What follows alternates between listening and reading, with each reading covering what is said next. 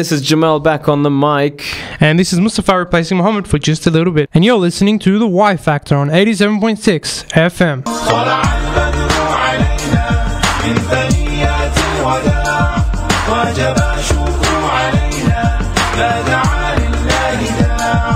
I've just recently come back. You may have missed me the last couple of weeks because I've just come back from Egypt, where I went and saw all my in-laws over there with my fiance. Alhamdulillah, didn't get shot not once, didn't choke on any kushari or molokhia or any fasikh or any alligator eatings. No, didn't get eaten by any alligators in the Nile or crocodiles in the Nile. Didn't get lost in the desert. Nothing like that. Nothing like that. No, good. Because I was wondering for a while. You know, you weren't answering any calls. You know, like, Jamal, where are you? What are you doing? I was away out of any sort of danger. You're away from danger. Yeah, man. I was too busy freezing my kajulis off because it's winter in Egypt. Man, Excellent. It's cold. Excellent. Well, at least, you know, you got the heat over here. Yeah, Egypt was mad, man, but I'm happy to be back on the Yfactor. We're happy to have you, Jamal. So you want to get straight into the world news? Let's do it. Alrighty then. So, starting out, we have Bashar al-Assad. Bashar al-Assad back in the news. He has given a speech for the first time in a while, claiming that he will crush terrorism with an iron fist. Well, that's quite funny because I think he is a dictator and terrorist of his own would be crushing his own self with that statement. Yeah. He came out and claimed that the protests and the violence will stop when apparently the money and weapons stop flowing into the country. That's a bit ironic, don't you think? I'd say so, quite. Yeah. So he said that regional and international parties who are trying to destabilize Syria can no longer falsify the facts and events. That is unbelievably ironic. I think it's quite disgusting. Going all the way back to his own father's time with the slaughter of their own people, it's quite hypocritical. That's right. I actually agree completely. I mean, he's had 60 years of leadership that family has had and not a single year of peace or justice or equity. It's disgusting. It really is. It just makes my blood boil. It does. I hope one day that the Syrian people will get the freedom that they deserve. Inshallah, and overthrow the unjust government. That's right. So, with his speech, we move on to some other politicians now. We are finally getting an idea of who's going to run against Obama in the elections next year. A man named Mitt Romney, that's Mitt, not Mick, Mitt Romney, has won a big win in New Hampshire primary, putting him on track to become the Republican Party's 2012 presidential nominee. Now, I think what you told me of his background was he's actually quite a ruthless venture capitalist. That's right. Yeah, he has quite the history of making people quit just for profit. So he's sort of fired people. He fires people, yeah, just for profit. He's a pretty big capitalist, pretty big believer in the capitalist way of life. Okay, so you'd say he's quite ruthless when it comes to I would say so, business and so forth. And I'd imagine the same would apply to when it comes to politics. I would imagine as much. You know, a ruthless businessman would make a ruthless politician. Well, that looks like we're in for an interesting future. It is interesting. Head of the United States will be like that. Yep. In his speech, he claimed that Democrat Barack Obama had stood in the same state, making the lofty promises and a hopeful candidate, but then went on to become a failed president. Big call. It's a big call. Well, I guess he's quite true in a lot of senses in that, but. You know, what's he going to do? Yeah, what's he going to do about it? That's a good question. I mean, you can call someone a failed president. It's like calling John Howard a failed prime minister, but what are you going to do about it? Exactly. But I think every president that comes after the next one tends to say that, you know, the one before me was terrible and I'm going to show you how it's done. Exactly. And then they go on and do either the same failed sort of job or worse. Yeah, exactly. I mean, if he can prove to show us something better than Barack Obama, I'm all for him coming through. But if he's just all words, then I'm sorry, man, but you don't got the support of the Yfactor. Yeah, like I preferred Obama over Bush, but you know, still. With all of his sort of issues over foreign policies. But it's still a huge improvement over Bush. A huge improvement. Oh yeah. Well, when you've got a fool in power versus at least an intelligent man. I guess the intelligent man will make... Obviously, of course. I mean, at least his speeches were something that you could understand. Yeah. And he wasn't dancing around in press conferences. But it was quite depressing with his foreign policies. Yeah, that's right. Yeah, he stagnated a lot.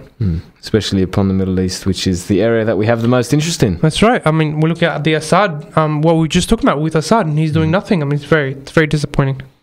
Moving on to other international affairs. A Polish military prosecutor who tried to commit suicide during a press conference claimed on Tuesday that he was a marked man with $300,000 price on his head stemming from an investigation into corruption. Now, this is an amazing story, Jamil. I'd say so, but I wouldn't want to kill myself just because I had a bounty on my head for 300,000. And during a press conference, I mean, all the cameras are on you, you know? That's pretty desperate.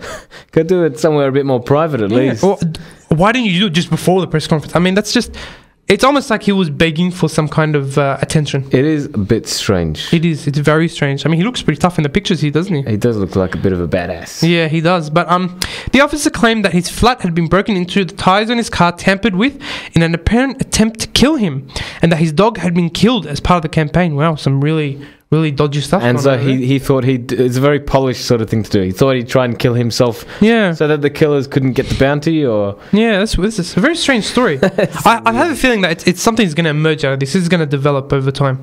It can't just be he's going to kill himself because he's got a bounty on his head. It's kind of weird. Anyway, let's go on to the next. But onto corruption. Staying with corruption, British Prime Minister David Cameron might actually face the tribunal in relation to the phone hacking scandal. Well, a lot of people want to understand what his relationship with Rupert Murdoch exactly entails, which is, justified. I mean, it's kind of weird having a politician and a big news head in a close relationship. In bed together, yeah. Yeah. Well, especially seeing as we hope that the news, the news ideally is meant to be critical of everybody. Yeah. Especially Unbiased. Exactly. Which doesn't happen in most of the cases. But, you'd hope that at least they wouldn't be so close together, the government and the media. It's pretty dodgy.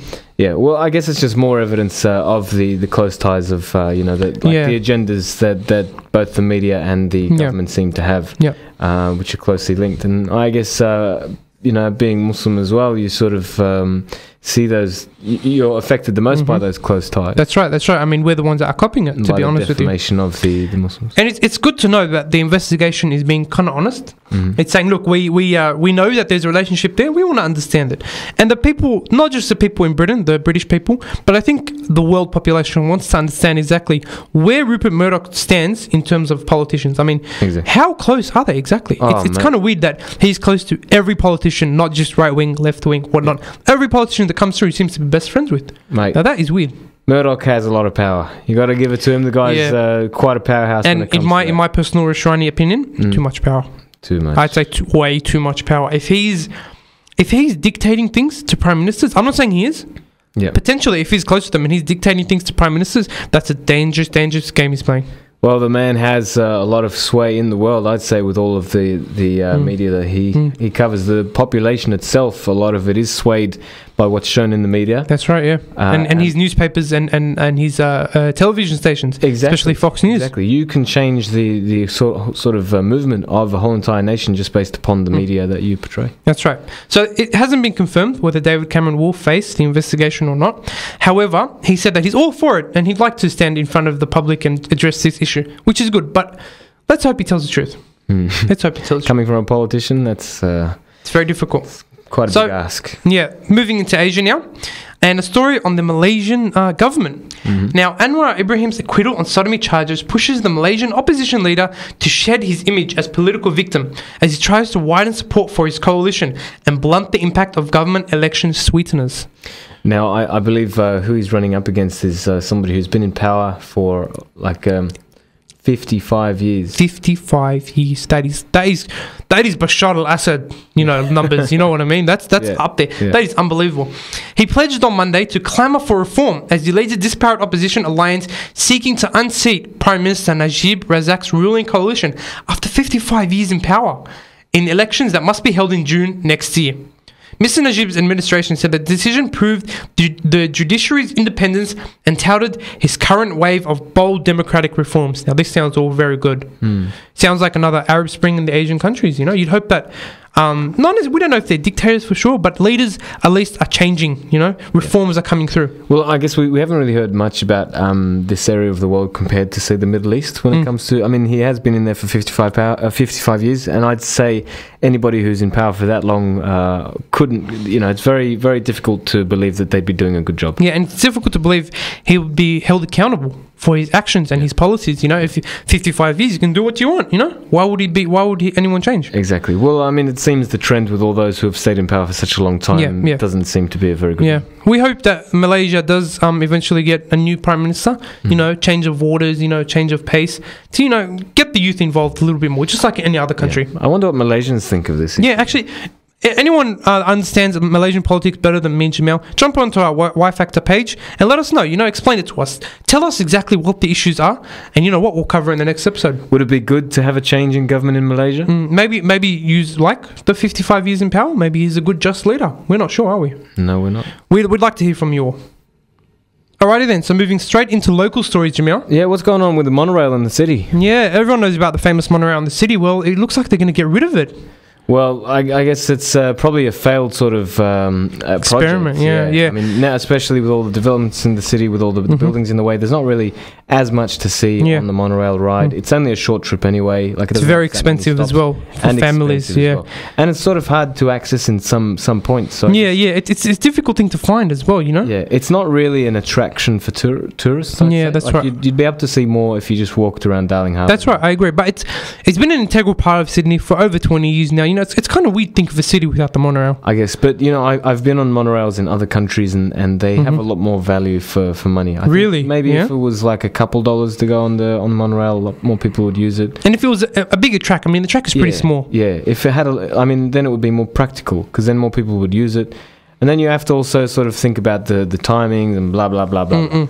So the reason why it's going to be cut down, and it's only been put forward now. It's not 100% that it is going to go, but there's going to be a redeveloping of the Darling Harbour, including the convention centre precinct extending from Cockle Bay around the entertainment centre, the convention centre, and Darling Harbour. So a really big restructuring, rethinking of Darling Harbour. Okay.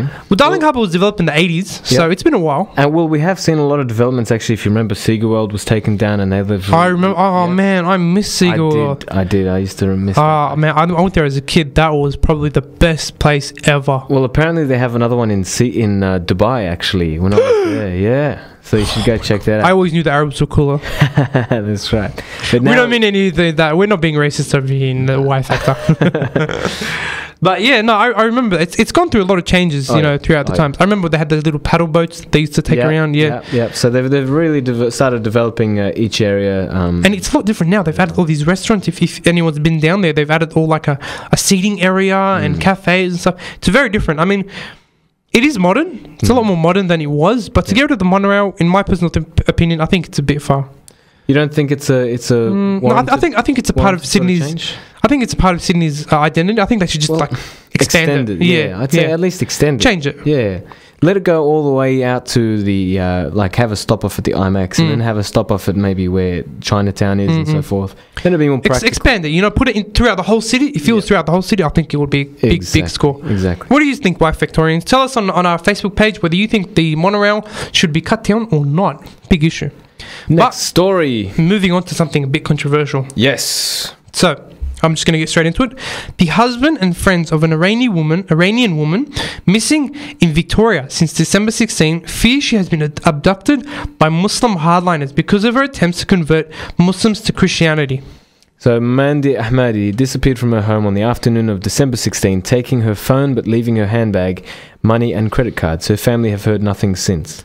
Now, what people think, what her friends think, is that she's been abducted by Muslims just because she's been trying to convert Muslims to Christianity. Now, this is a topic, it's a bit difficult to toe the line, we're unsure of if there is Muslim hardliners here that would do that. Exactly. But my issue with this, my personal issue with this as a up-and-coming journalist is that there's a lot of bias in this article. Yes, of course. I mean, where exactly did they get the connection from? Just from what the husband has said? They haven't done any research. They haven't done any look into it. They haven't given his accusations. They've given his accusations a lot of grounding and basis, even though there is none. It's not something that's come from the police. It's just sort of a rumor, and straight away it goes, onto straight onto SMH. It's the top article on the mobile site.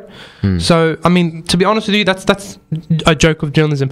Whether or not Muslim hardliners, and I quote, Muslim hardliners have actually done this or not, and this is unheard of. This has never happened before, abduction by Muslim hardliners. Yeah. Whether it happens or not is really, really, like it's unsure. No one knows for sure. How can they make that claim?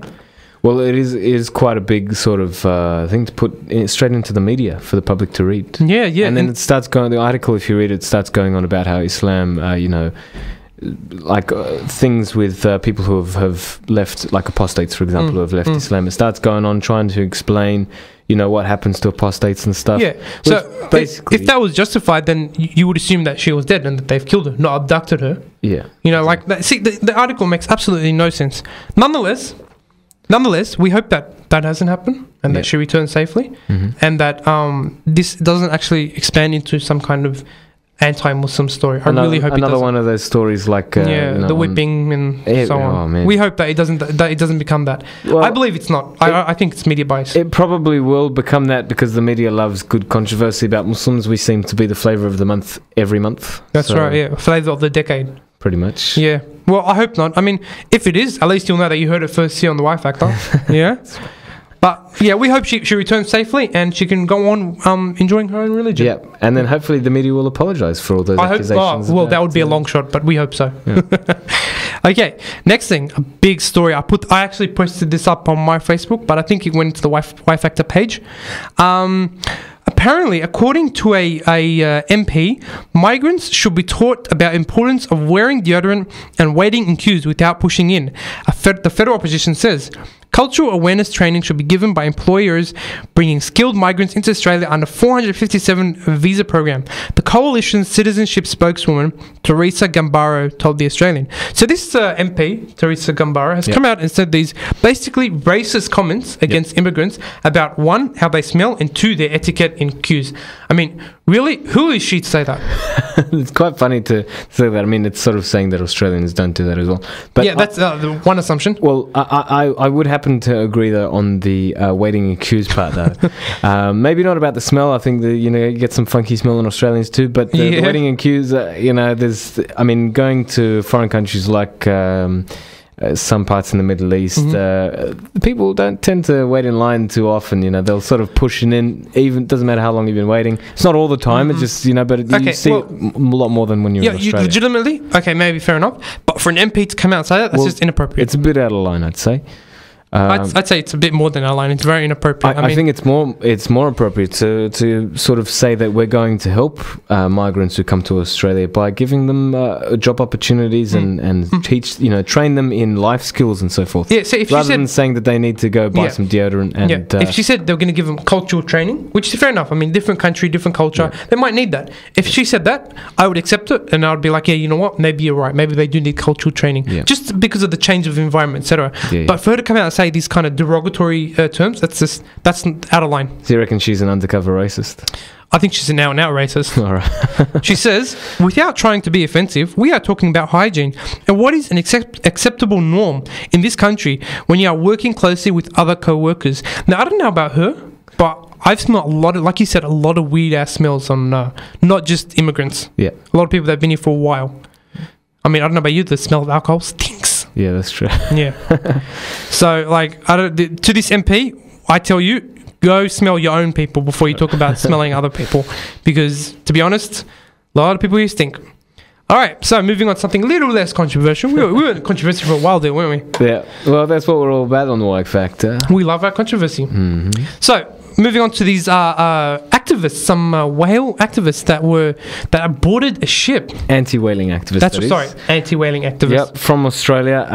Japanese news report says that 3 Australian activists who boarded a security ship accompanying the Japanese whaling fleet will be handed over to Australian authorities. What these guys did was basically they were protesting, and rightly so, against whaling. Yeah.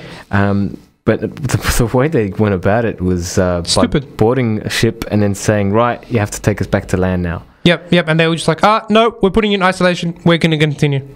It was just... It failed. It was a fail. It was a big sort of fail. It was a big fail. I mean, all right, well, we here at the Yfactor, we support activists against whaling, but we don't support something as silly as that because you're putting your life in danger and you're putting a lot of people in danger as well. It was a bit strange. It was a strange move. Let's go on to the next story. Alrighty then. So, another story that maybe some people might be able to shed some light on over in the western suburbs. So, some people might even know the shooters. Yeah. Because it's a story in the western suburbs. Of course, where we love our stories. So, can you guess what it's about? without actually thinking of anything, Western Sydney, I would have to say that there's a shooting. First thing that comes to mind is a shooting. Definitely. Is it? It's a drive-by shooting. How did I know? Police are searching for links between a gun battle in the suburbs this morning and 2 drive-by shootings on Monday night. A gun battle? Wow. Mm-hmm. Occupants of a home escaped injury after gunshots were exchanged between 2 cars in Western Sydney overnight. Real 2 cars? Yeah. Wow. We talk about like some kind of die-hard action movie, eh? Yeah. Unbelievable. People have been watching too much Too Fast, Too Furious. Yeah, those stupid-ass movies. Oh, man, that's just unbelievable. Hey, some people enjoy them. Come on, man. Yeah, all right. Look, I enjoy a good action movie here and there, but I'm not going to go and buy a gun and take it out on some guy across the street. Yeah, yeah, to reenact Hollywood. Yeah, in a kind of, I'm going to hide behind the door now. Boom, boom, boom. Come on, man, grow up. All right, well, this came just over 24 hours after 2 suburban homes were targeted by gunmen in drive-by shootings, and police believe they were sending a message as part of a drug deal. I was actually, a few years back, I was in Villawood, and there was a drive-by shooting just outside the house that I was staying at. Really? It wasn't shooting at us, but it was shooting at the next-door neighbour. Wow. And I was about 12 or so at the time. It was pretty crazy. Did any gunshots come through the house? No, thankfully. But it was scary, man. Yeah. No, I've been around. I used to live in Bankstown. So okay. That would have happened every week. We used to hear gunshots. No, they weren't outside our apartment, but we used to hear gunshots in the road, down the street or something like that, quite often. I thought drive-by shootings was like something that it's like a rite of passage in Bankstown, isn't it? I don't know. I never went through that. I don't know. Maybe I missed out. Oh. Maybe I should go back and ask them. It's where's an experience, bro? Yeah. Where's my drive-by? No, but it is a serious issue, and we hope that none of these people are, Muslim or Arab. Or we hope it never happens. I'm actually quite surprised that the media didn't mention that they were either ethnic or potentially Muslim. Probably because they don't know. Well, what do you mean? Every time, even if the media doesn't know, they'll still the first ones that come to mind. we just reported on a story where they did it. Exactly. Yeah, that's true. I mean, but I'm guessing that if there's any slight tinkering or any slight knowledge that they might be Arab, it will be exploded all over the news. Actually, you know what? It's a blue Toyota and a white sedan which were involved in the gun battle. So maybe that's because it wasn't like a Supra or something like WRX, yeah? I don't know how many people drive WRXs anymore, but some sort of typical... Those are 90s cars. Yeah. I think maybe because, it wasn't a typical Levo sort of car, that's why they didn't mention it was... Probably. They have their own, someone of Middle Eastern appearance. Yeah, they probably have the Middle Eastern analyst who said, nah, those cars don't match. Well, if it was a white sedan and maybe it was a blue Toyota Camry or something, it could be some South Asian brothers instead. Oh, yeah. A bit more racism on the show, eh? Jamel's on fire. I'm just calling how I see it, right?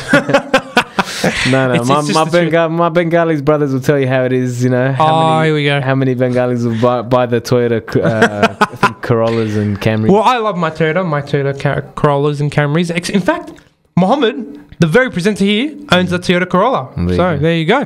Maybe it was him. Could be. No, we hope not. The bullets came through the houses. Thankfully, no one was hurt. Police are onto it, investigating it, hoping that they'll catch these people and they'll prevent any deaths or any injuries.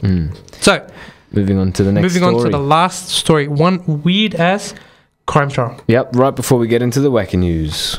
That's right. So, for all your law students out there, listen up. I'm just going to explain to you the story first before going into how the trial has developed. So a woman went missing in 2002 when she was 33. Her name was Mrs. Janska, right? So her husband, Mr. Janska, I think that's how you say it. Janaska? Yeah. Her husband reported her missing around a month later, and an investigation began into whether or not he killed her. Mm-hmm. So no body was found, no evidence was found. All they know was that she disappeared.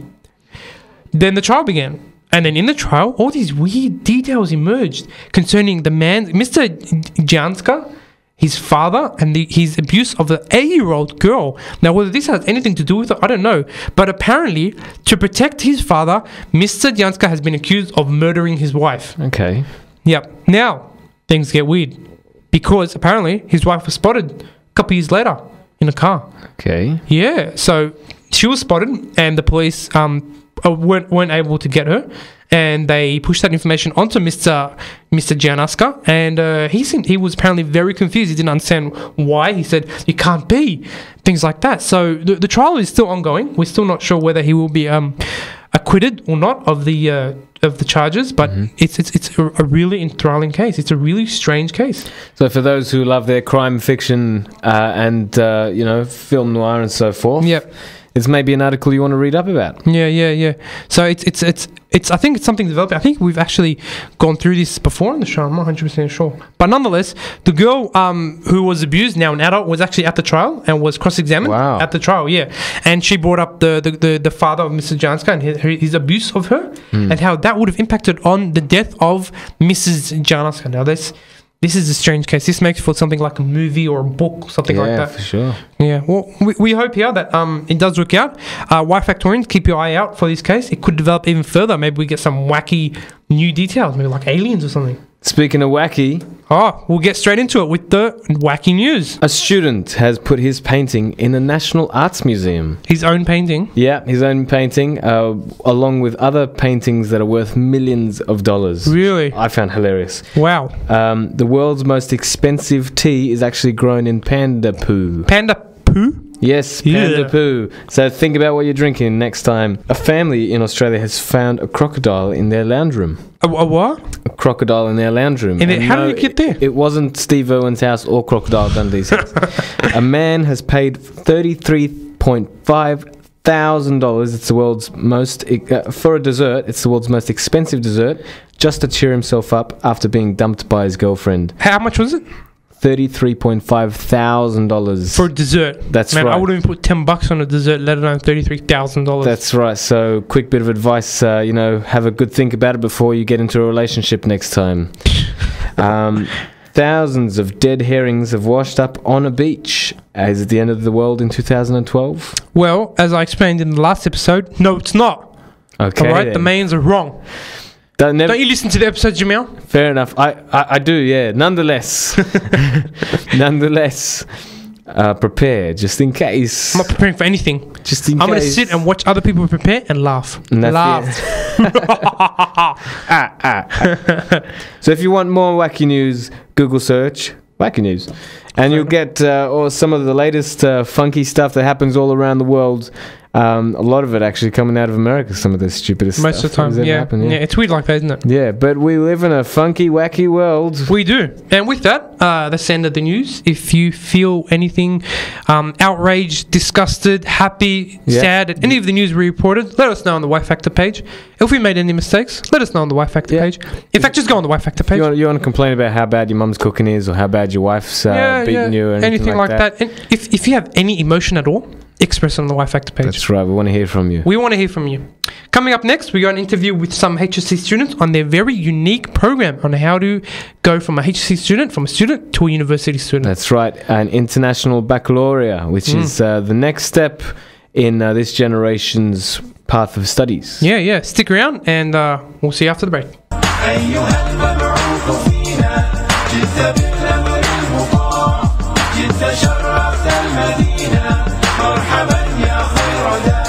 Assalamu alaikum and welcome back to the Yfactor on 87.6 FM. We have Muhammad back on the mic. Welcome. And today we're going to be interviewing a Mr. Wasim Zaabi, the IB Diploma Coordinator for the Australian International Academy Sydney campus. He's been there for over 10 years and he was actually my old PDHPE and year advisor, one of my favourite teachers for his good sense of humour and down-to-earth nature. Welcome to the show, Mr. Wasim Zaabi. Thank you very much. Assalamu alaikum. I'm very excited to be here today to talk to you and to talk about our wonderful IB diploma results and to inform the community about the diploma program. Inshallah. We're glad to have you on the show. So absolutely. Just quickly, we had AIA on the program several months back. Correct. So for all our listeners, just refresh our memory. What is the IB program? The IB program is run by the International Baccalaureate Organisation, and currently there are over 141 countries that have schools that offer the International Baccalaureate program, whether it being the primary years program for kindergarten year 5, whether it's a middle years program for year 6 to year 10, and the diploma program for year 11 and 12. And our school, the Australian International Academy, are proud to announce that they were the first and the only school to offer the diploma program in Australia. And we are, the Sydney campus is one of 3 major campuses around the nation and abroad. We have our major sister school in Victoria, formerly known as King Khalid Islamic College, and in Abu Dhabi we have our other main school as well there in Khalifa City. Beautiful. Well, what's actually involved in the IB diploma in comparison to, say, the HSC program? It is an academically challenging 2-year program. Yep. Year 11 and Year 12. And the students have the opportunity to maximise their opportunity to get into university. Furthermore, it doesn't only give you the opportunity to maximise the opportunity to get into university, but when you do so, students are better prepared. Yep. Because of the nature and the components of the diploma program.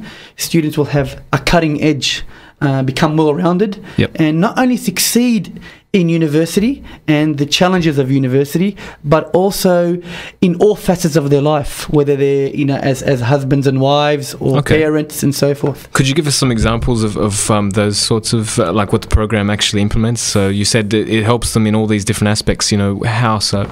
Well, the wonderful, unique style of the diploma program is broken up into 2 major components. They call it the IB hexagon. The outer layer, component A, involves the selection of 6 subjects, and 1 being a second language. So you end up leaving school bilingual. At the moment, we offer the Arabic as a second language at the Sydney campus. We also we've introduced Indonesian. And at our other school, our sister school in Melbourne, King Khalid, we offer also the French as well, and we've got more other subjects that are available there as well. Beautiful. So they end up leaving school with a second language, and that's a great opportunity and privilege to have. Of course, it means you can travel the world. I mean, it really makes you 2 people almost, For sure. And it gives them that extra confidence and self-esteem to tackle, all aspects of their life, I guess, in one area. Now, I graduated in 2008, and I think it was the last year for the UAI. Now it's become the ATAR. Can you explain the difference and how that works? Well, in many ways, they're very similar. Their main goal is to provide with the HSC, a rank that enables them to access different university degrees. With the IB diploma program, once the child completes the diploma program, they receive points. For their 6 subjects. 7 points is given a maximum for their subjects, and it's broken into 2 categories. The assignments, the projects they do over the 2 years, usually 1 or 2 major projects over the 2 years, and it's equivalent to 20 to 30% in total weighing. And then they have the external examinations, similar to the HSC. The HSC a little bit earlier in October, the IB diploma program in November. So is it do they have to do the HSC and the IB, or is it just the IB? No, at the beginning of the year 11, you decide whether the HSC course is suited more to you or whether you want to do the diploma course. So you said the IB program also helps on a social level. Could you give us an example of that? How does it help outside of school on with improving their social capabilities and so forth? Look, as well as the outer layer, the 6 subjects, there's something called the inner core, which is the heart and blood and the spine of the diploma program. And in that area, they have 3 subcomponents. One is the extended essay, where they have to complete for up to 4,000 word essay of any subject of their choice, preferably in a subject they're studying in their diploma program. And they get a coordinator or supervisor who stays with the child throughout the 2 years, assisting the child, making sure they attaining a successful extended essay.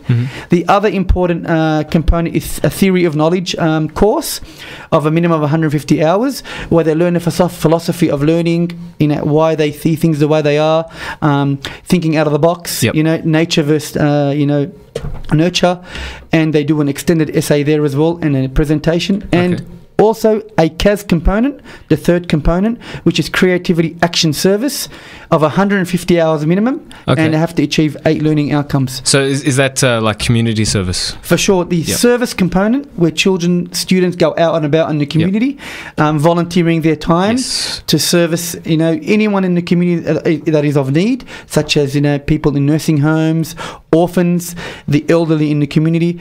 The natural environment, we have students involved in the Clean Up Australia Day, National Tree Planting Day. They get involved in fundraising money for orphans around the world. Not just only collecting money, but organising functions such as charity stalls, events where people can attend and money can be raised and then sent off to people in need around the world. So you're really trying to build up the practical skills as well as the sort of intellectual and analytical side of skills. For sure. We want the diploma program wants the child to leave well-rounded. Not only knowledgeable in their subject area, but well-rounded. They have the confidence and the leadership skills not only to be, good, successful university students, but in all facets of their life, especially global citizens, that they are a member not only in their local community, but their national community and the worldwide community. So are you saying that there's leadership programs in there as well? Well, in the actual diploma program, they have to be leaders. You have to not only be given a project to do, but you have to also initiate the program. Propose a program, an idea, put it together, work in groups, plan, and work hard to achieve the ultimate goal, whether it being a service component or whether it's in the extended essay. Now, speaking of the success rate, we've got 2 products of the IB program present in the studio today, Hamad and Muzaffar, and they were actually on the program several months back as well before their exams. So these are, we're going to talk to them now. Assalamu alaikum, Muhammad and Muzaffar, and welcome to the program. Wa alaikum salam. Thanks for having us. Wa alaikum salam. I'm glad to be here. Thanks. Now, Muzaffar, if we could hear, what mark did you get after the IB program? Alhamdulillah, I got 95.6. MashaAllah, Muzaffar. And Muhammad, what about you? What did you get after the program? I received 99.55, alhamdulillah. MashaAllah. So does that, it'll open a lot of doors for you, I guess, as to what you want to do at uni? It'll give you a lot more choices. Alhamdulillah. I can have now a wide range of options, but even though I've already decided what I want to do, so inshallah that will help me get into what I want. Inshallah khair. So tell us, what was the IB program like? Mr. Wasim said that it was a very challenging sort of program. Tell us a bit about it. I think the first word that would come up in any IB student's mind when you ask them about the program would be challenging. I mean, it really challenges you from every angle. It just takes your limits and pushes them from every facet, from the academic and intellectual, from the social, from being a citizen who a global citizen and a member of the community. It really pushes your boundaries, and that's why it's challenging. Okay. And those components that Mr. Wasim was talking about, do you really feel as if you have that newfound confidence and leadership to go out on top of a university or tertiary education in your studies, to go out and perhaps, like you said, help out with a charity organisation or volunteer your time for a community organisation? Do you have that confidence to do that? More capable, I guess? Definitely. I mean, as part of, for example, the CAS program, we were involved in plenty of activities that, otherwise you would have never thought of, signing up for. A lot of the time people think volunteering, I don't have the time for that, and it's probably, not worth my time. But once you go and do it, you realize, wow, I've been missing out on, plenty of things. For example, I was involved in the Muna project earlier, a Model United Nations Assembly, and it got me and the other students who were with me, that really allowed us to work on our weaknesses. For example, some students had problems speaking publicly and things like that, but it allowed us to create ideas and be part of a diversity.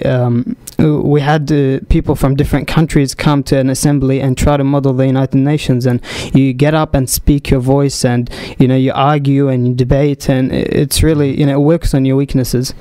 Thank you for that, Muhammad. Just a quick question, Muzaffar. Muhammad and I, like during our time at high school, we went through the HSC back in the day when the IB wasn't around, and it was basically, Muhammad, you can probably confirm this, that it was basically, you have a certain amount of time to learn as much as you can and memorize, and basically it's all about memorizing notes and not so much growing as much as it is trying to prepare a good essay that'll get a good mark. For the IB program, it seems a lot more like it developed your life skills. Now, can you tell me have you seen a change from before you started the program to now that you've finished it? I can. I've become a better person in terms of speaking publicly and also social interaction. And also I've seen changes in the way I study. For example, I used to just memorize stuff, but now I'm planning more. I've seen used brainstorming a lot to organize myself, and it helped me also organize my personal life and things. So it's not just academically based, it's also in the real world. I've seen the applications of it. So the IB's really helped me in this aspect, organization. Because I always used to tell people that say the HSC mark is not really it's not really an indicator of say intelligence of a person, more about how much effort they put into in their academics. Whereas, say, the IB program sounds, both are good programs. You're still learning, you're still, working hard in order to achieve. But the IB sounds like it's really develops necessary life skills. Would you say that's the case? Yeah, it definitely has. And like the creativity action service component is a really big help in terms of that. Also things like learning a second language. I'm not of Arabic background, but in these 2 years I had to learn a new language. And I've also seen that it doesn't have only academic applications, but applications in my religion, Islam.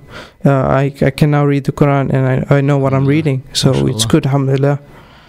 Do you have friends that finished the same year as you did this year, but did the HSC program? Yes, we the school offers both, so we had to interact with both HSC and IB students throughout both years. Okay. On that note, have you noticed differences in their social, interactions of people in your experience? So far, you both finished the same year, but have you noticed some major differences?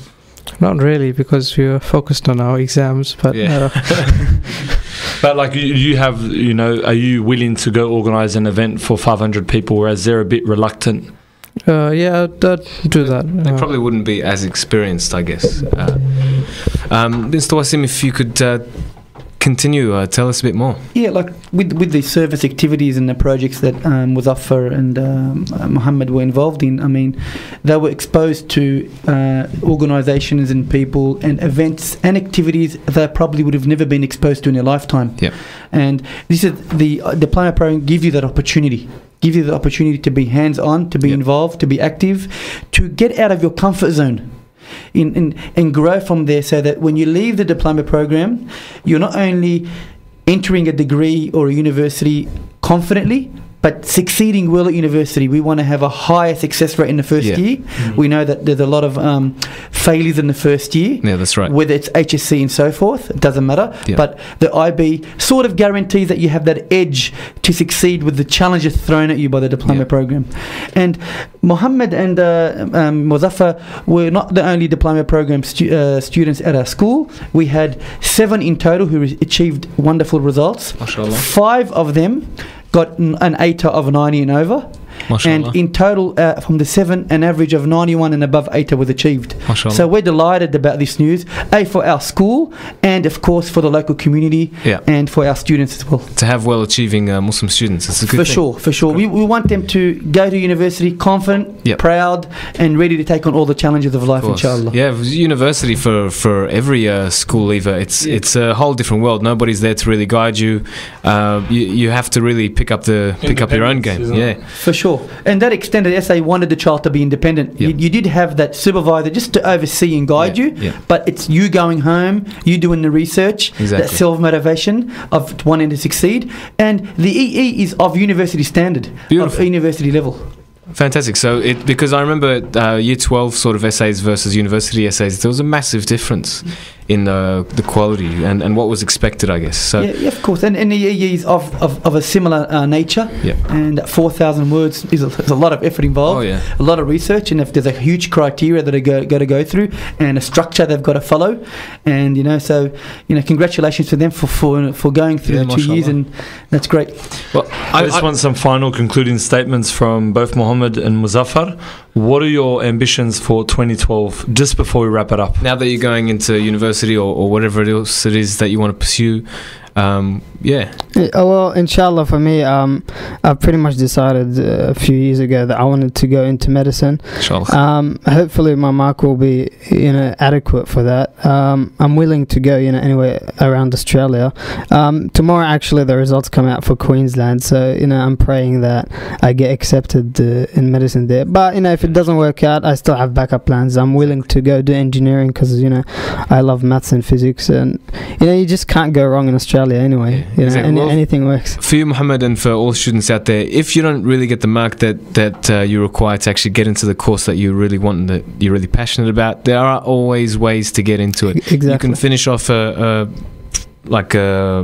degree first, without a degree first. It could even be arts, and then get into medicine. There's a lot of different ways to get in. If you don't get into uni, you can go through TAFE and then get into uni. There's all different sorts of options. There's always a way to get what you want. And Muzaffar, what can you tell us? What's your plans for 2012? These past few years, I've really not been sure, but I've seen the practical applications of an engineering course, and inshallah, I'll see where that takes me. So I'm waiting for Allah to show me the way, inshallah. We'll never feel like you're stuck in those positions. Maybe even try doing a bit of work experience at places that you're thinking of. So maybe at a hospital for you, Muhammad, or at an engineering firm for you, Muzaffar. And then that will either motivate you or lead you down another path. But you really want to be passionate about what you're doing. So, sounds fantastic. You guys have some good goals ahead of you, and inshallah, Allah gives you whatever you're happy with. I feel kind of jealous that I missed out on the IB program, man.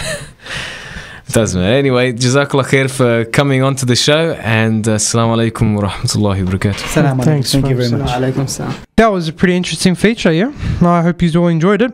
Moving on to our next feature now, we interview Alaa al-Sayed, the funny Sheikh from Canada, about youth and marriage, the do's and don'ts, and how to figure out the opposite gender. Stay tuned. His eyes slowly rising, sunrise warms the horizon, sand dunes form in the distance, he's up and out in an instant.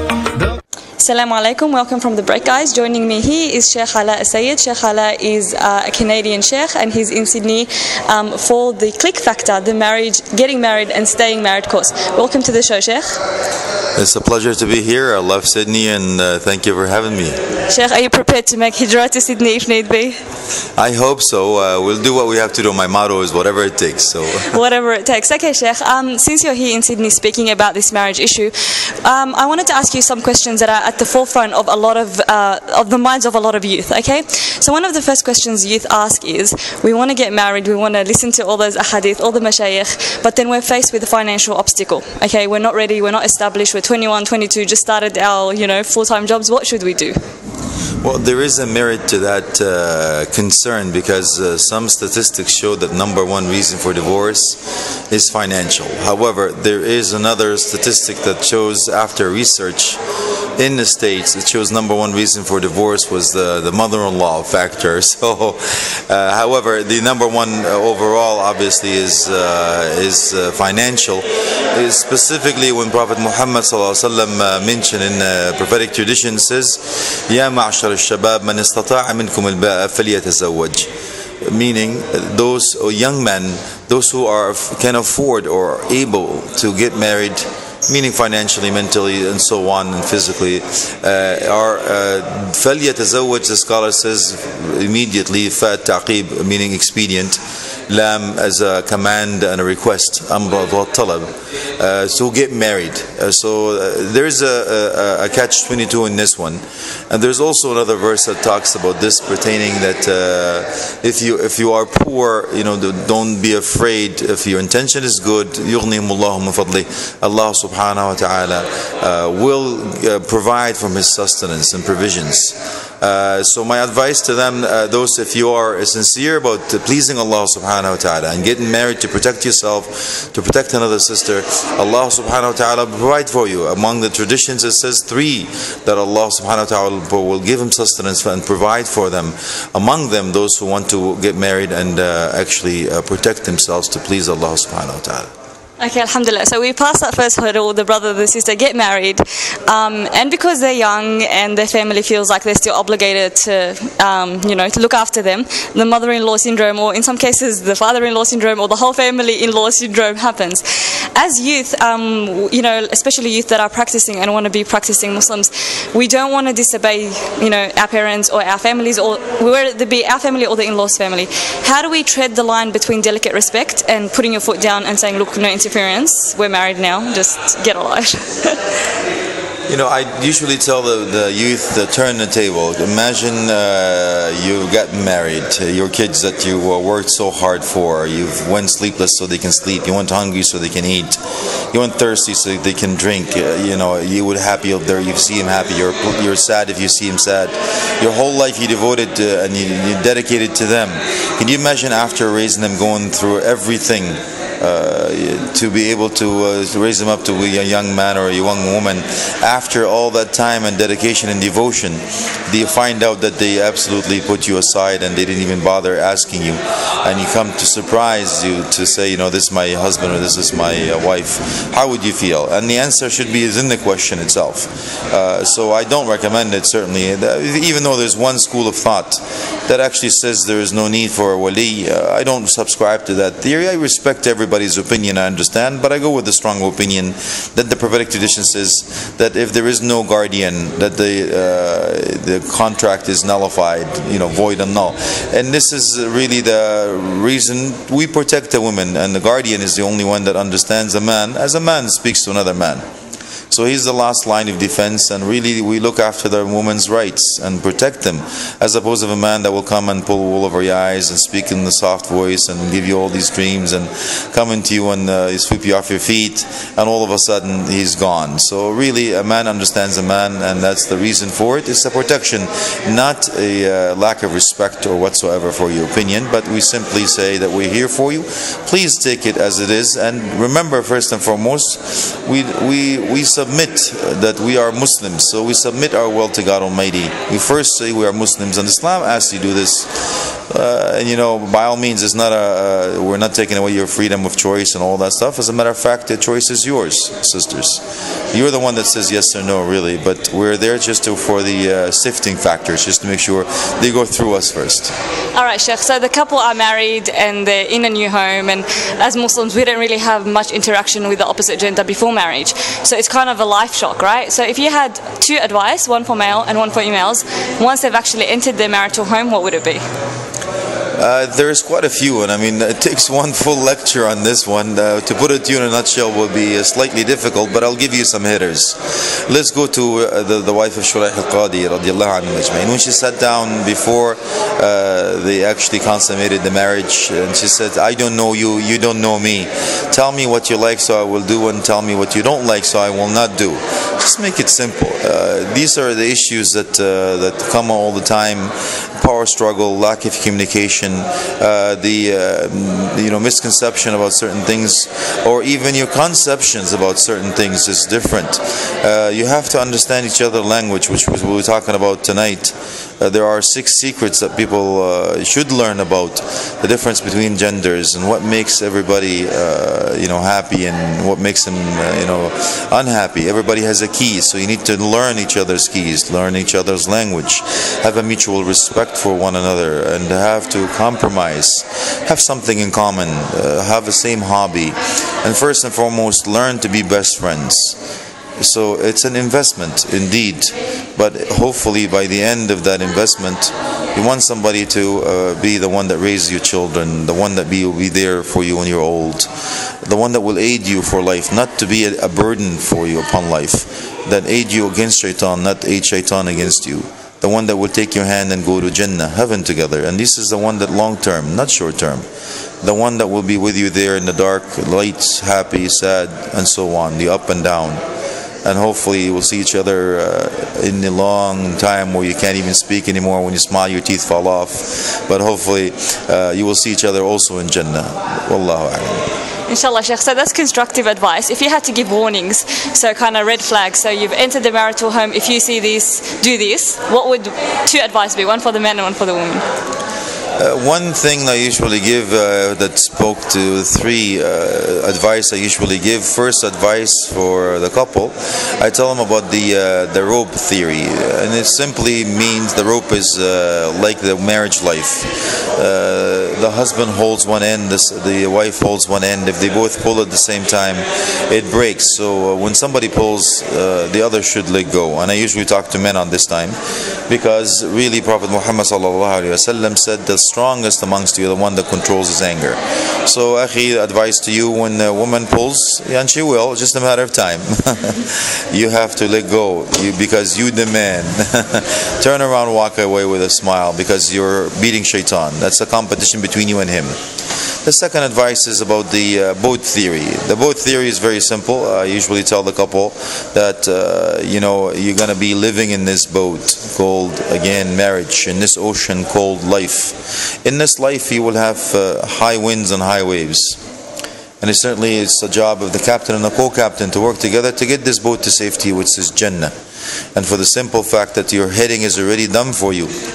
And all we are asking you to is be smart together and do not compete against one another, but complete one another. And that's certainly my advice on this one. The third advice is the castle theory. The castle theory is very simple. You'll be leaving your family and friends and living with either one bedroom or a castle, whatever you want to call it. It doesn't matter how big or small, but it is your castle. And in every castle there's only one king and there's only one queen. You cannot have two kings and two queens. Certainly you will fall. So I tell the sisters, please, ukhti, don't try to be a second-class man, but just be a first-class woman. And I tell the akhi, you be the king that you're supposed to be. You take the responsibility. You provide, you protect, you enhance, you educate. It is your responsibility. And the proof of that is in Surah Taha. Allah subhanahu wa ta'ala, when He spoke to Adam and Eve, He spoke to them in a dual tense, both of them. But when He held one person accountable, He says, "Asa Adam rabbahu faghawa." It is Adam that was held accountable for the well-being of the family, but indeed it doesn't take the woman off the hook, because the prophetic tradition says, "Kullukum ra'in wa kullukum mas'ulun 'an ra'iyatihi." You are a shepherd, and you are responsible of your flock. So it's a team effort, and it's a lot of patience.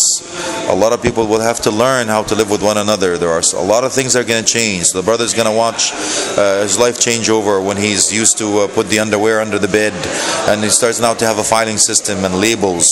He starts to see pillows popping all over the place, candles and flowers and weaving baskets. He gets confused. So you have to learn to be able to live together now. You're no longer alone. You get out the word and the vocabularies out of your system when it comes to I and you, but now you're starting to speak it in a we. And hopefully that we is not the French for yes, but it is we for us, inshallah. Alright, Sheikh, that's beautiful words. And just concluding advice to the young single Muslims out there, what would it be? Wallahi, I feel sorry for the youth right now. Man, if you walk downtown Sydney or somewhere in Australia in the summertime and you see things, and God help you, wallahi. My advice to get married as soon as you can, akhi and ukhti, wallahi. But my advice is to the guardians, really, at this point. Don't make it difficult for the youth to get married. Please, I beg you. Remember the time that you were young and you were looking to get married, and how much you hated your father-in-law because he put, I want this, she wants that, and all that stuff, and you know what, you're making what is halal to be difficult. Now we don't condone this, but now you're putting we're not asking people to do it, obviously, but now what is haram becomes easier. So please make what halal is easy, so it becomes difficult for them to do the haram thing. And don't make it a business deal. We don't sell the woman, we buy the man. So please, work together on this to please Allah subhanahu wa ta'ala She's not out for the highest bidder. And make sure that you choose properly, akhi. The 4x4 factor is obviously, please remember the 4 criteria for the man and 4 criteria for women before you choose, and we finish with the 4, which is very simple. The 4 factors are, for a woman, you look for beauty, lineage, wealth, and religion. The religious background is the most important, of course. And the 4 factors for the men, 2 in the Quran, 2 in the Sunnah. Al-Qawi al-Amin, according to the Quran, the strong and the trustworthy. Strong, according to Tabari in Tafsir, is actually that is strong in Iman. And trustworthy, meaning that he will actually lead you to Jannah, not the hellfire, waliyadu billah. And of course, the 2 in the Sunnah is the religious background and the akhlaq, the moral conduct and behavior. And that takes 1 hour to explain, of course, all these points. But I hope that these just flags, and hopefully that will help you through. But before you make a decision, you have to finish with the last 4, which is istishara, istikhara, azm, and tawakkul. Consult with people about your future spouse. Ask about everything about them. And if you get the green light, then you go to the second step, which is istikhara. Ask Allah subhanahu wa ta'ala, because He's the only one that knows what's hidden and also what's in the future. And if it comes easy for you to continue, proceed. So you're determined, which is the third phase. You're determined to follow what Allah subhanahu wa ta'ala ordained or chose for you. And the fourth is if you're determined, put your trust in Allah subhanahu wa ta'ala. He will never let you down. Wallahu a'lam. Jazakallah khair, Sheikh. Thank you so much. Inshallah, we'll see you in Sydney again. A pleasure. It will be all my pleasure to see you, brothers and sisters, again in Sydney. You don't have to twist my arm to come back again. Thank you. Thank you, Sheikh. Good day, mate.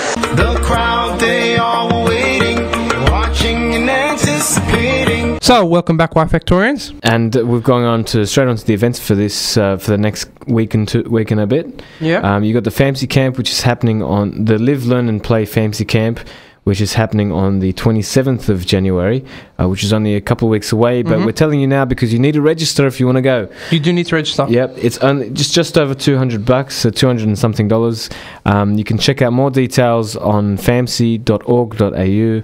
That's famsy.org.au, and you can check out the camp. It should be a funky camp. They've been doing it each year for the last I don't know how many years, man, but. It looks, from all the photos I've seen in previous years, it looks like a lot of fun with archery and sometimes horse riding and so forth. Yeah, the camp will focus on contemporary issues facing Muslim youth, their challenges and opportunities. The age is set for 18 plus and is aimed at university students and young professionals. Exactly. Definitely a not to miss event. That's right. It's got lots of fun stuff, including it's got lessons mixed in with some fun as well. Yeah. Yfactorians, look into it. If you're over 18, uni student, take a look, see how you go. Maybe definitely worth going. Might be life changing. Could be. Yeah. So the next event that we got is Dinner with Shahid Afridi, Pakistani flood appeal. So if you are a fan of cricket, you'll know who Shahid Afridi is. He's coming. The event is on the 13th of January, which is this Friday, and it's an Islamic relief event. Shahid Afridi is one of their ambassadors, and he's working to raise funds for the 2011 Pakistan flood victims. That's right. He will be joined by second cricket superstar, his Pakistani teammate Abdul Razak. The night will be comprised of live nasheed conducted by international artist Junaid Jamshed. There you go. It goes to show you never know what we can bring. Yeah, it's a pretty big coup to be able to bring down these two cricketing superstars. That's right. The event is open to both male and females. Standard ticket prices are at $50 a head. Exclusive tickets to sit with both cricketing superstars are priced at $150 a head. Please head to allthingsislam.com for purchasing tickets online.